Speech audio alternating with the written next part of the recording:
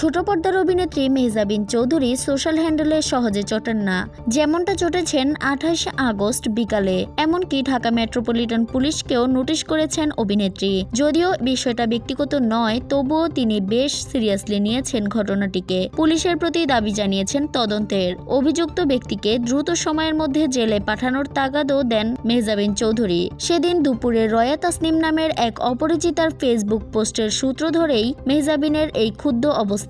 যে পোস্টে নির্যাতিতা রয়া জানান তার স্বামী কেমন করে তাকে আহত করেছেন এবং মেরে ফেলার চেষ্টা করেছেন। এখনো ওই পোস্টের সঙ্গে প্রমাণস্বরূপ কিছু ছবিও প্রকাশ করেছেন রয়া, যেখানে দেখা যাচ্ছে ভয়ঙ্কর আহত অবস্থায় হাসপাতালে পড়ে আছেন। রয়া তাসনিমের দাবি, তার স্বামী ক্ষমতাধর বলে পুলিশের কাছে গিয়েও তিনি বিচার পাননি, যদিও সেটি 10 এপ্রিলের ঘটনা। তবে নতুন বাংলাদেশের পুলিশ প্রশাসনের প্রতি তার শেষ ভরসা। তিনি প্রত্যাশা করছেন এবার হয়তো তিনি বিচার পাবেন, নিশ্চিত করতে পারবেন তার স্বাভাবিক জীবন।